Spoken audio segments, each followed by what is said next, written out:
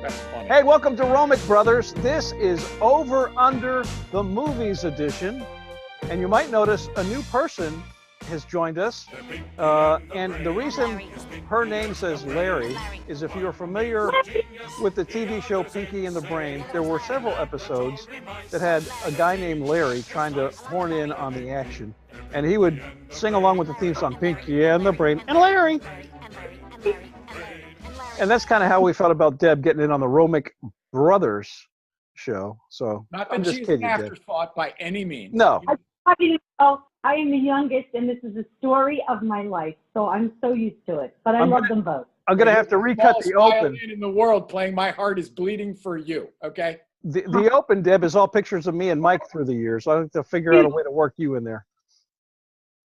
So we're doing Over Under Movies. Basically, the premise is the most underrated and the most overrated movies. And I guess this is of all time in any genre, right?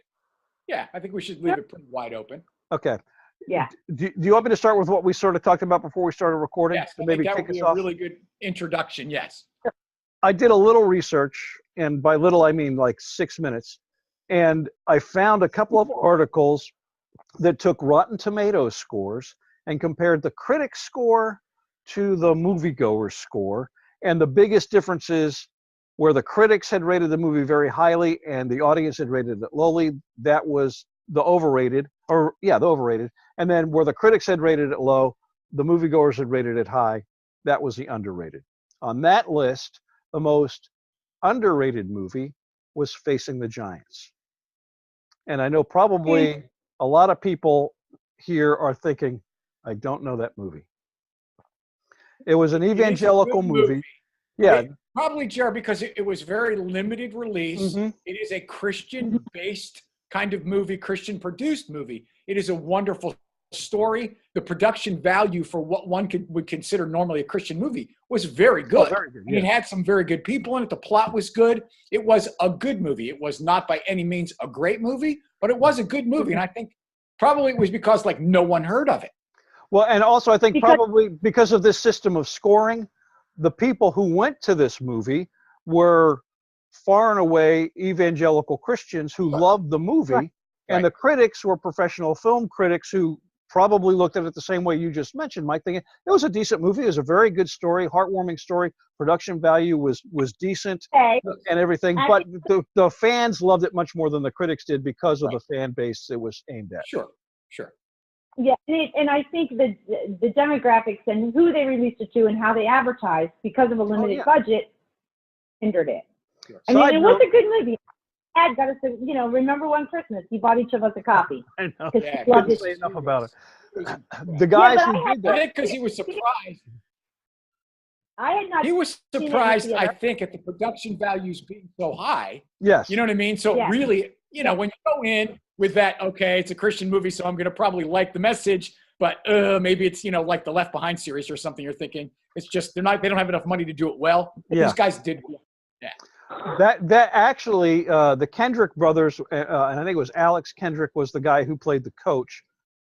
They're from a church in Georgia, and they have made 3 or 4 other films since then, and the production value on each one of those has gotten better. I actually had a chance to meet and interview him on the air on my show a few years back before one of those movies came out, and I gave him a little, hey, I have been in a movie. I'd like to be in one of yours. I never heard back from the guy. Yeah, so. Well, what are you going to do? Yeah, why? The number 2. There are quite a few now. In fact, when I just went to see A Quiet Place, which was fabulous, by the way, there were 2 Christian, let's call them Christian movies for lack of a better term, that were playing at the Highlands in West Virginia up at the Highlands Movie Theater. One was Easter-based, but the other one was another similar to the movie we're talking about because they have been doing well enough that they're making money. So they continue to do them, and they're getting better as they go. There are 3 right now that I'm aware of that are in the theaters. There's the I Can Only Imagine. I see your mouth moving, but I don't hear anything, Deb. I can only imagine. They bill that one as being based upon the most successful contemporary Christian song of all time. Right. It's a story of Bart Millard and how he came to write that song and the relationship he had with his dad. Okay. There's the third of the God's Not Dead series of movies. Right. And then there is Luke, Apostle of Christ, that has That's the one that was up. Yeah. Jim Caviezel, not Luke, I'm sorry, Paul the Apostle of Christ. Paul the Apostle of Christ. Jim Caviezel plays Luke. Okay. Yeah, so that was playing out at the same time. Paul, maybe? Pardon me? Okay. Never mind. Okay. Can you hear me now? Yes, I can hear you Can now. you hear me now? What are we doing? A Sprint commercial? Stop it. Okay. All right. The second most overrated or second most underrated movie on this list, to get to a movie that's had a wider theatrical release, was the Boondock Saints. I love that movie. One of my favorite movies ever. Fabulous movie. Okay, so Deb, the most overrated. Just let me get rid of this report, then we can move on. The most overrated movie, again, based on comparing critics and fans' views of the films, Spy Kids 2. Can proudly say I never saw it. Spy Kids I won't argue with that one at all. Which I revisited recently, like in the last month, amused me, and I actually took pictures of it and sent them to Shane, who's in college in California, and Maggie, who lives in North Carolina, children of my own, and they're like, memories, because we watched it. And at the time when it came out, come on, it was pretty good. I don't know if I saw the second one. I saw the first one. Antonio Banderas plays the dad. You know, it actually is not horrible. It was fun. Yeah. As kid movies go. That's all. 2 and 3, horrible. Don't watch them. Yeah, well, I think it was 2 that was the one that was on the list as the most overrated. That's just crazy.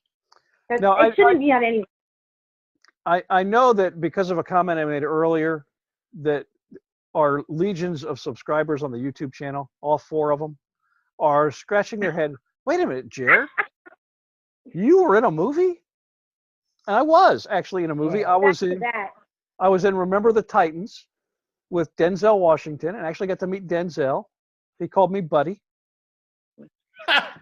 There's actually was on screen, Jerry, at the dinner where the camera comes in and shows you first. Yes. Uh-huh. Yeah. I know. Jerry, I have to tell you, the 7th grade teacher that I co-teach with, okay, he's 7th, 8th grade language arts. He is doing a unit on, I don't know, fairness and whatnot. He is showing Remember the Titans in his class this week. And ironically, I went in there this morning and said, my brother is in this movie. And they all thought that was so Very he's cool. showing it this week. That's funny. Very awesome. And it was a decent movie. It wasn't a great movie, but it was decent. No, but it is a It good was a great movie. I think it was a great movie. It's well done, I thought it was a great movie. The acting was great, and the extras were wonderful, right? Oh, absolutely. It was a good movie. All right, come on. We're talking about movies. Okay, let's go to movies. Yeah, well, TV's another one. So, Mike, this was actually your topic. Did you have something in mind? Well, okay. What's your one of my very favorite movies, and I'm old enough to have bought this like on VHS and DVD, and I love it, was an early Tom Hanks movie called Big. And I think the critics liked it, and I think it met with some success, but it's not one of those movies that you normally hear about.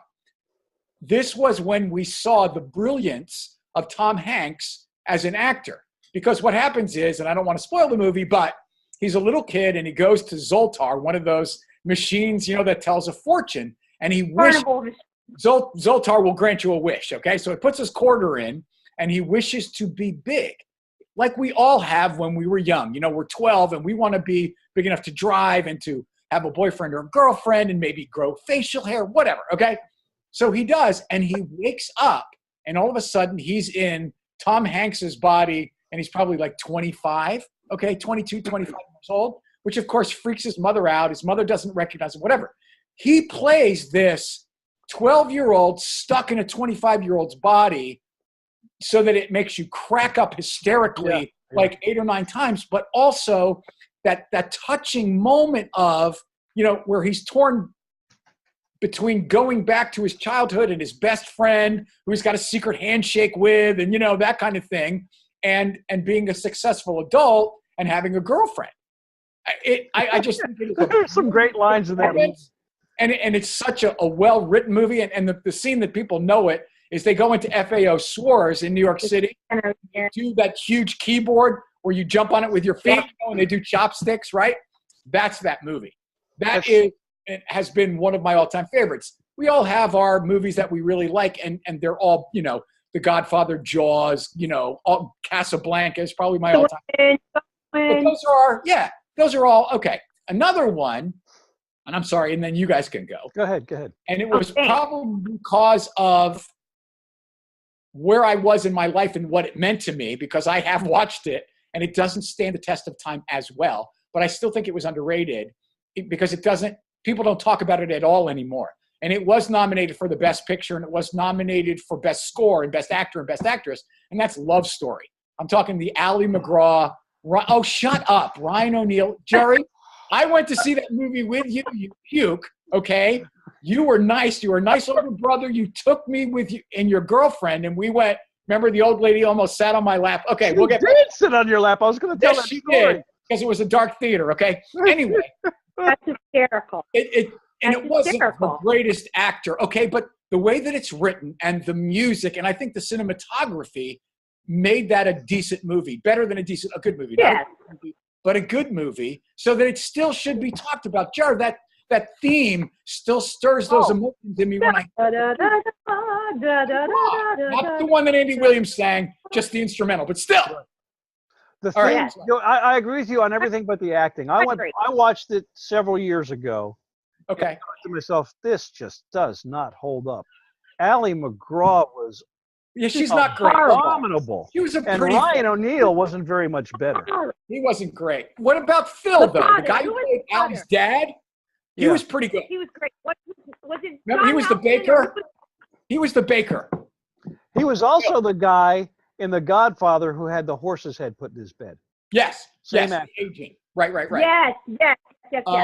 Yes. And the guy who played Ryan O'Neal's dad, the rich SOB guy, did well because he was stoic.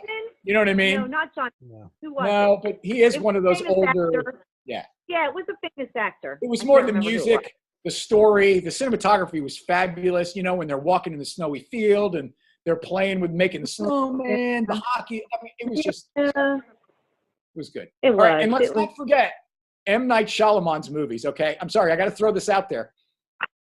Although I think that maybe I'm wrong because I think they're fabulous. They still did get decent critical acclaim and fandom. Okay, The Sixth Sense. Oh my gosh, Signs. Stop it. Okay. Signs was my favorite. Signs was fabulous. Those two. Sorry. Fabulous. I liked Unbreakable. Oh, I love that movie. Yes. You know what?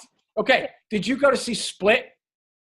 No. Yes. Oh my gosh. Okay. Yes. The guy's got. Yes. Oh, yeah, I did. I take it back. I did see that. That's one of the last ones I've seen in the theater.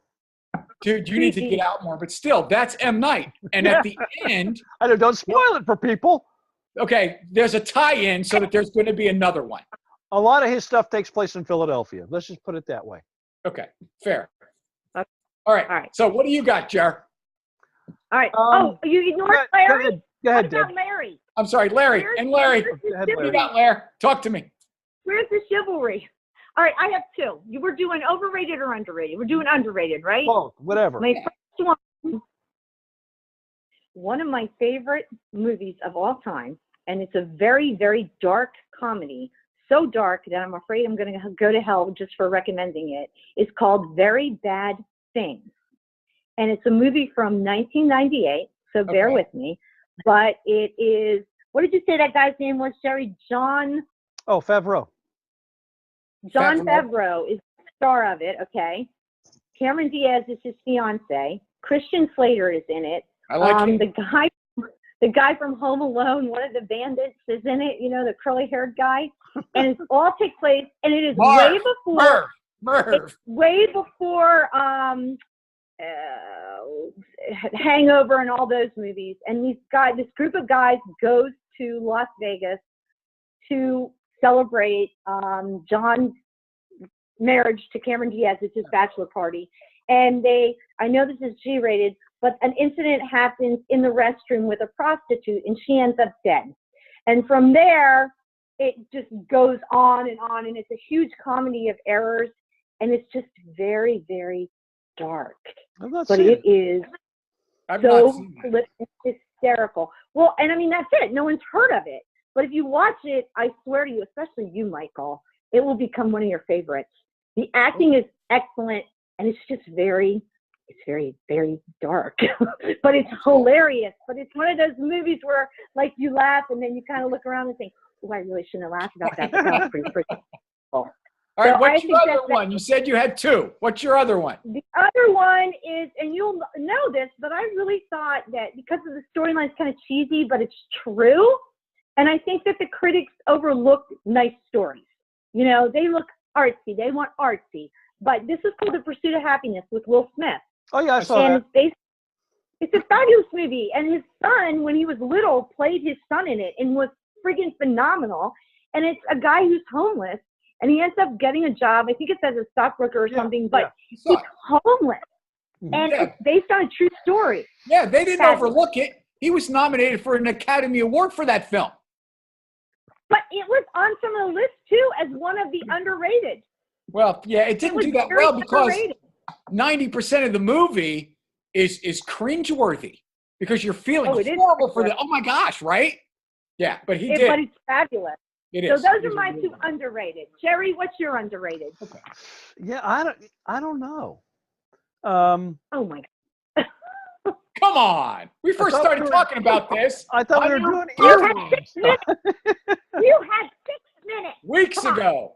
I still have decorations up, by the way. Oh, do you? I do, 2 of them. Happy birthday. I was going to say Casablanca, but that's not really underrated. I think people universally that's not underrated. That's a pretty good movie. I would agree. Yeah. What movies that I've seen? You know, I think I just slipped my mind. There was one, and for the life of me can't remember the name of it. But it was about this undertaker, and he fell in love with this woman. I think he had to kill his wife. Was it? I'll have to look it up. Was she the cosmetologist in the mortuary, and he would send her bodies with like smiles and stuff? I don't think so, but it's possible. All right. So, Deb, do you have any then? Are you going to do a couple that you feel are overrated? Yes, and people are going to be very angry with me. But the two that I feel are very overrated that I was like, Avatar makes me want to vomit. Oh, yeah, that was terrible. The acting was terrible. It was a horrible movie. And it's like there's 2 hours I'll never get back. Okay. Now the special effects were wonderful, but that doesn't make a great movie. Sorry. The second one was, and I love the actress in this. Emma Stone's one of my favorite actresses. But La La Land, horrible. It was horrible. Did not see that movie. Can't sing. The dancing was The storyline was okay, but it did not deserve all the accolades it got. And they can't sing. Win. Get the friggin' singers. Okay, I can put in with you her. on Avatar. Her. That was sick. And Shane, my son, is totally on board with you on Avatar because it was for a long time the very most successful. Hi, Kate. Successful commercially film of all time. Okay, the special effects were amazing, absolutely amazing. I wouldn't say it's a horrible movie, but I don't think it deserved all the accolades and all of the financial success. But right at the same time, the movie that beat it for Best Picture Actor, The Hurt Locker, I think is overrated as well. And don't get on me because I'm not being patriotic. The film, I have not standing alone by itself, was good, but it was not like, oh my gosh, the greatest picture of that year. No, it was not. No. Okay. What about La La Land? Did you like La La Land? I have not seen La La Land. Don't waste your time. Okay. I mean, it was one of those films that I was like, okay, I got to prepare myself to see because it's, everybody says it's but I never had this, oh my gosh, I got to go. You bring up a good point, though. HBO. It was on HBO. I watched it. You want a musical? See Moulin Rouge or Chicago or Dreamgirls. I've seen those, except for Dreamgirls. Those are fabulous. Yeah, I didn't see Dreamgirls either. You bring up a good point about being the most commercially successful. What I would like to see somewhere is a list of the best-selling movies based on actual number of tickets sold as opposed to dollars. Because back in the day, it cost a quarter to go to the movies. I have seen lists where they do, fix it based on ticket sale prices, trying to accommodate that. Right. Because now, like I just paid $10.50 to go see A Quiet Place. Yeah. Whereas when we went, no, it was a fabulous movie. When we go to see movies back in Cranford, what were we paying? $1? Maybe. And when Dad went back in the heyday of Hollywood in the 30s and 40s, when Dad was going to a movie, it was a quarter. You go to a movie for a quarter. No, it was a nickel. It was a nickel, and if you licked the ticket and a star came out, you got in for free. I don't remember that. I do remember the many stories about packing a lunch and taking it, and he could go in there with a quarter, and I think he could get a ticket and maybe some popcorn for a quarter. And popcorn and a soda, yes. And you'd have a newsreel and 2 or 3 shorts and a double feature. Of course, a newsreel, right? Do you remember? A cartoon. Do you remember the story where the kid next to him won a Thanksgiving turkey, and it was a live turkey, Yeah. and the kid sat with the live turkey on his lap through all the movies and the shorts? I think that's hysterical. All right, so what are your overrated ones, Michael and Jerry? All right, one of these, and Shane, as you know, is in film school at Chapman University, okay? So we've had this argument a million times. When I was teaching theater in high school, one of the films, in all the books and everything that gets all of those, one of the greatest films of all time is Citizen Kane. And I know you think that should not be in the number 1 or number 2 movies. I agree with you completely. I think it is a fantastic movie, and it really did set a number of precedents that are still being used today. It was the first kind. But yeah, I think that the buildup is way too much for what it is. Totally agree. I do think The Godfather deserves those accolades that it's received. I still, to this day, how many years ago was it made? It's still phenomenal. I love Casablanca. Or 72. You mentioned Gone with the Wind. Gone with the Wind.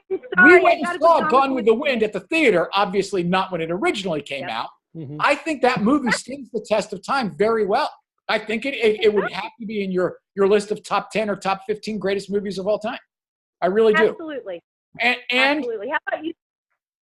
Wizard of Oz, I think, has to be in there too. Oh, yeah. I still think that's one of the greatest of all time. I think the thing with Citizen Kane and what? Robin Hood, Errol Flynn Robin Hood. Yeah, that's not in the same league, but it's it was not that classic, oh my gosh, greatest movie of all time. It's good. Oh, it was probably one of the best sword for me. In the top 20. Probably one of the best sword fights. I would agree. Oh yeah. The Sheriff of Nottingham and Robin Hood with where are you guys on the whole Star Wars thing? I think that's an acquired taste. That has to be another episode. That should be a whole other episode. The original, I was blown away by. I didn't go see it a million times at the theater like some people did, but when it first came out, it really was. And the most recent ones, let's forget about that middle group of movies, okay? The most recent ones I've gone to see in the theater, and they are really well made. They really are. And the stories are just retelling. I like Ray. Stories. Get some new material. Protagonist. I mean, I like them. I really do. Again, I don't know. I think they ask for too much of a commitment to follow that many. That could be. And keep up with that. So, Jerry, what's your overrated? Oh, golly, overrated. Dad would hate this, but I think Titanic. Oh, you know what? I think there again, the special effects were fabulous. Her acting was horrible. She was horrible in that. I disagree. I think it was a decent movie, but Dad went and saw that at the theater 7 times. I know. He paid. Yeah, no, 12. I think it was 12. Jewel and I went to go see it at the theater. It was sold out. Yeah. We had to wait for the next showing, and it's like a 3-hour movie. We went 4 times to try and get to it, and it was sold out. Yep. It is. Yep. It is really, really well made. I love Leo DiCaprio. I think he did a phenomenal job. I loved him.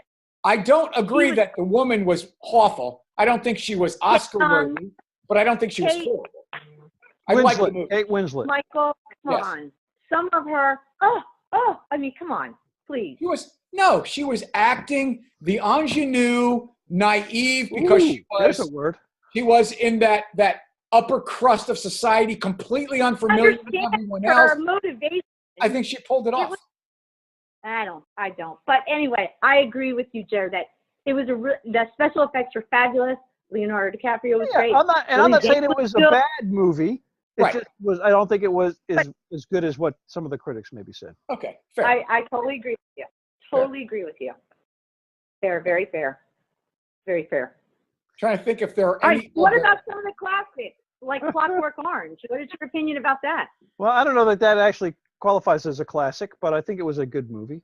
Oh, it's on all the lists. It's a classic. Yeah. But was it because it's so shocking for the time period, or was it a really good movie?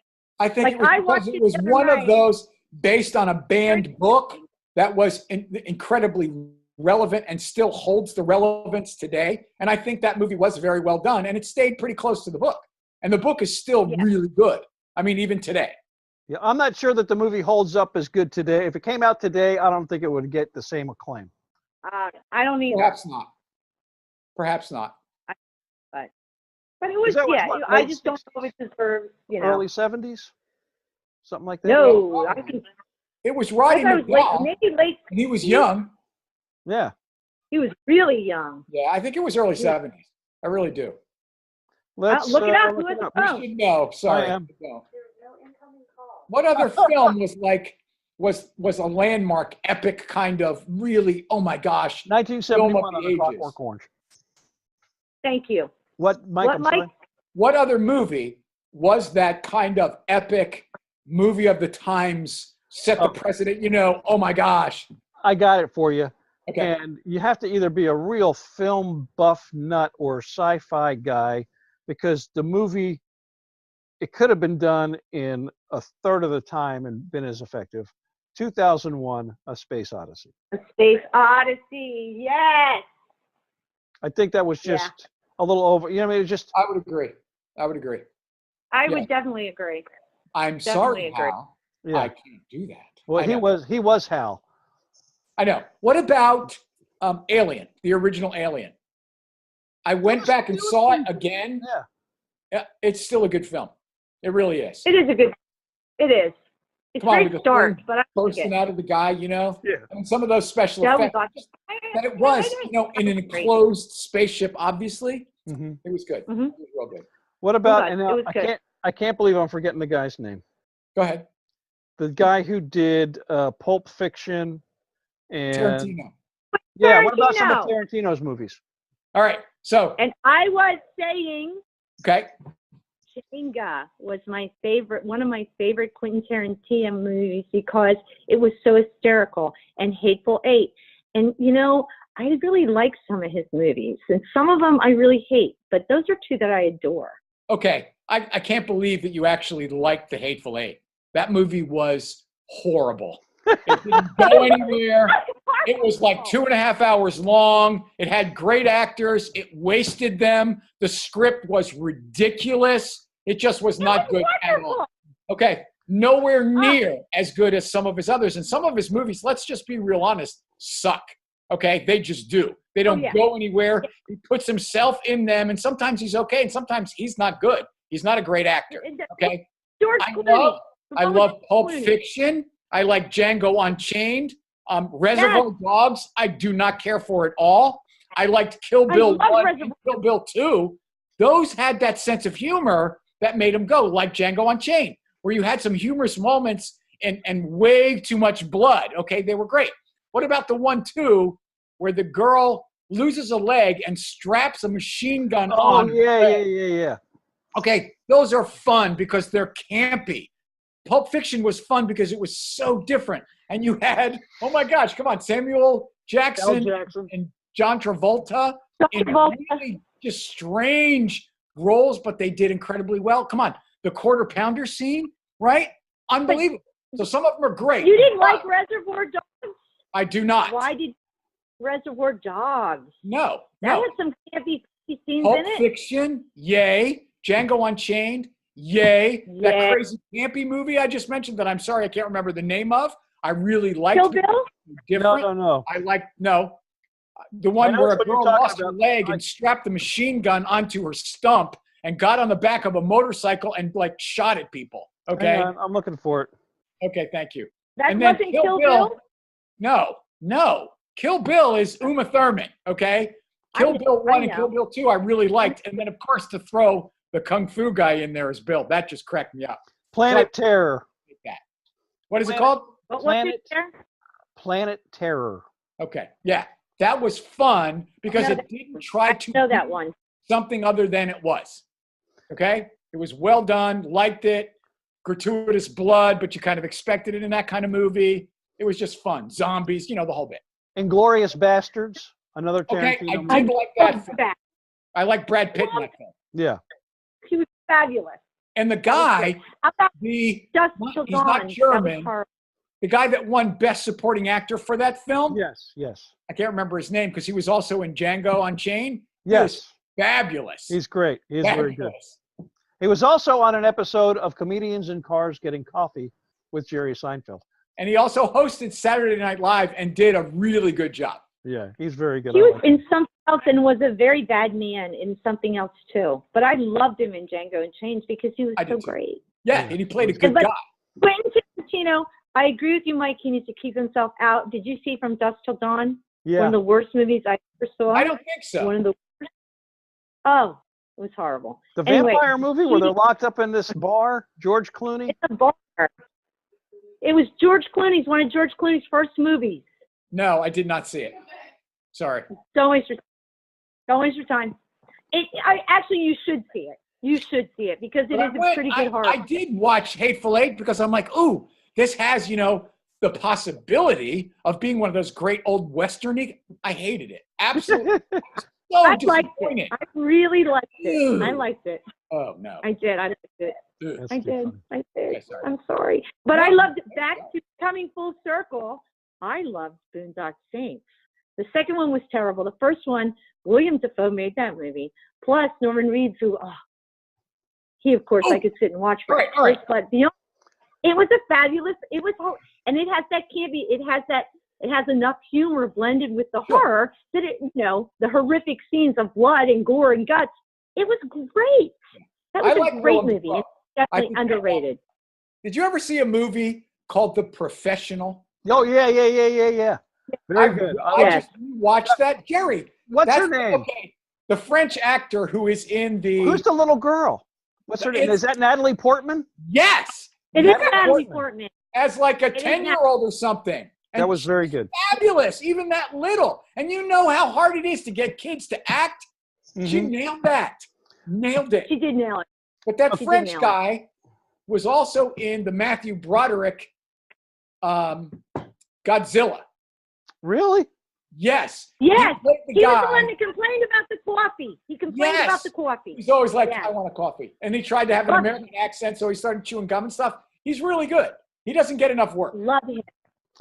He's great. He was great.